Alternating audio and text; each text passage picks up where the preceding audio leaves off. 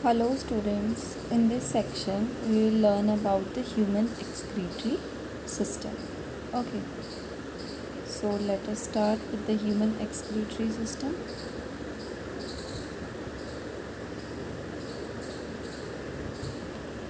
In humans, the excretory system consists of a pair of kidneys. Okay, तो humans में basically excretion करवाने का काम कौन करती है?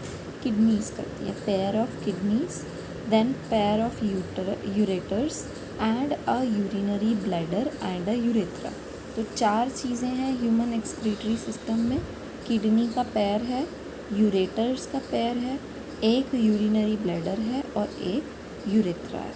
अब पहले किडनी के बारे में बात करते हैं. किडनीज़ कैसी होती हैं? किडनीज़ का कलर रेडिश ब्राउन है. शेप इनकी बीन शेप्ड हैं, ये बीन शेप स्ट्रक्चर्स हैं और सिचुएटेड हैं ये between the levels of last thoracic and third lumbar vertebra. अब देखो, टोटल 12 थोरेसिक वर्टिब्रा होते हैं और 5 लंबर वर्टिब्रा होते हैं. तो लास्ट थोरेसिक मतलब मान लो कोई भी ये लास्ट थोरेसिक वर्टिब्रा है और थर्ड लंबर वर्टिब्रा के बीचों बीच, ये फर्स्ट सेकंड थर्ड वाले के बीच, तो इनके बीचों बीच यहाँ पर कहीं ये हो गया ना लास्ट थोरेसिक वर्टिब्रा और ये थर्ड लंबर वर्टिब्रा. तो इनके बीच में सिचुएटेड होती है किडनी. ओके, इनके बीच में सिचुएटेड होती है. ठीक है. Then it lie close to the dorsal inner wall of the abdominal cavity. अब जो हमारे एब्डोमिन के अंदर कैविटी प्रेजेंट है, उस एब्डोमिनल कैविटी की जो अंदर वाली वॉल है, इनर वॉल है, उसकी डॉर्सल साइड पर किडनीज प्रेजेंट होती हैं. फिर किडनी की मेजरमेंट क्या है?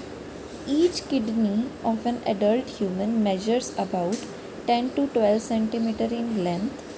ठीक है, लेंथ कितनी है इनकी? 10 से 12 सेंटीमीटर है.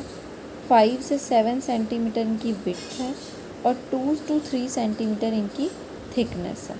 ओके, लेंथ है 10 से 12 सेंटीमीटर, विड्थ है 5 to 7 एंड थिकनेस है 2 to 3. एवरेज वेट कितना है इनका? एवरेज वेट होता है 120 से लेकर 170 ग्राम.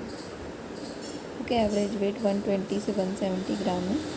Now toward the centre of the inner concave surface of the kidney, जो ये कनकेव सरफेस है किडनी का, ये वाला कनकेव सरफेस, इसके सेंटर के ऊपर ये यहाँ पर, यहाँ से इस एक नॉच प्रेजेंट होती है, मतलब एक डेंट प्रेजेंट होता है ऐसे करके.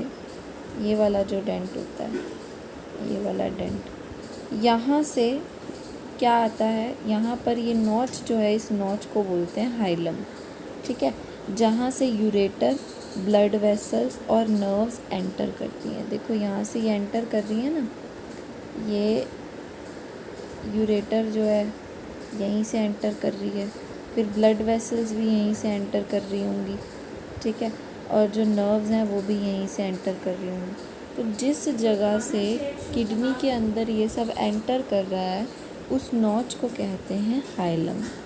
ओके, इस डायग्राम में आपको और क्लियरली दिख जाएगा. ये वाला जो पार्ट है, दिस पार्ट इज़ हाइलम. ये जो पूरा का पूरा नॉच है. अब यहाँ से देखो, यहाँ से देखो, यूरेटर भी यहीं से ही एंटर हो रहा है, जो ब्लड वेसल्स हैं वो भी यहीं से एंटर हो रही हैं. तो इस नॉच जैसी जगह को कहते हैं hilum. Then next is inner to the hilum is a broad funnel shaped space called the renal pelvis. Hilum के अंदर की तरफ एक ब्रॉड फनल शेप्ड स्पेस है, जिसको क्या कहेंगे? रीनल पेल्विस कहेंगे. और उसकी कुछ प्रोजेक्शंस हैं जिनको कैलेसिस कहेंगे. ये देखो यहाँ पर शो की हुई हैं. एक ब्रॉड फनल शेप्ड स्ट्रक्चर, ये वाला, ये है रीनल पेल्विस. कौन सा? ये वाला, ये जो ये फनल जैसा स्ट्रक्चर दिख रहा है. ठीक है, ये ब्रॉड फनल शेप्ड स्पेस है जिसको रीनल पेल्विस कह रहे हैं.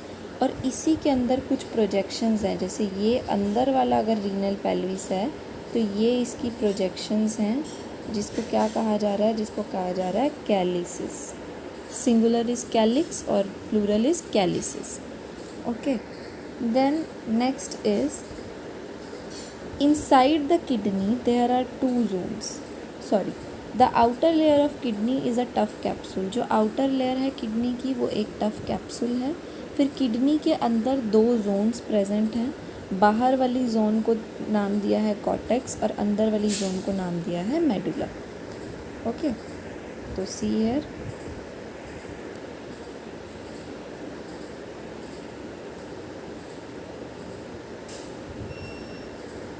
जो बाहर वाली लेयर है उसे क्या नाम दिया है, उसे नाम दिया है कॉर्टेक्स, बाहर वाली। और जो अंदर वाली लेयर है उसे क्या नाम दिया गया है, मेडुला, जिसे मेडुलरी पिरामिड के फॉर्म में दिखाया गया। क्योंकि ये पिरामिड लाइक दिख रहा है ना, इसीलिए इसको मेडुलरी पिरामिड लिखा है।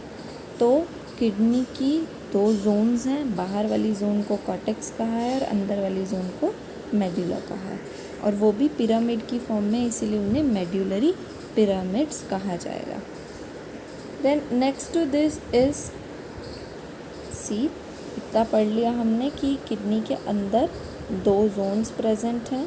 आउटर जोन को कॉर्टेक्स कहा है, इनर जोन को मेडुला कहा है।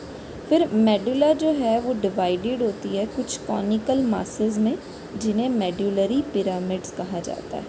ओके, जिनके अंदर प्रोजेक्ट कर रहे हैं कैलिसिस, प्रोजेक्टेड इनटू द कैलिसिस, जो प्रोजेक्ट कर रही हैं कैलिसिस के अंदर।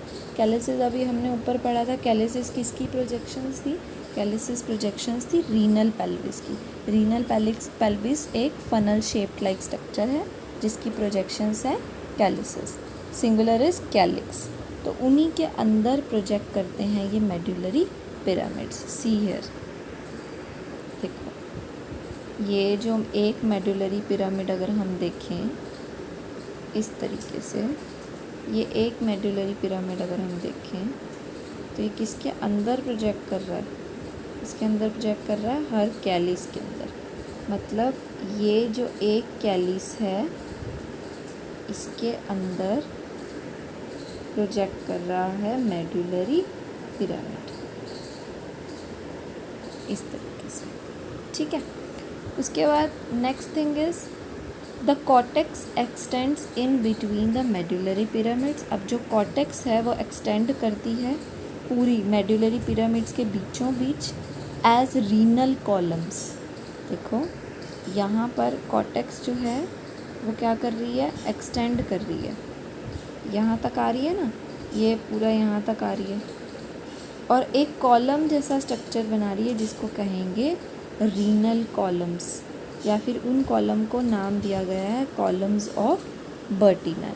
तो क्या होता है, कॉर्टेक्स एक्सटेंड करती है मेडुलरी पिरामिड्स के बीचों बीच और कॉलम जैसा स्ट्रक्चर बनाती है, कॉलम बनाती है, जिसे क्या कहा जाता है, रीनल कॉलम्स या फिर कॉलम्स ऑफ बर्टिनल।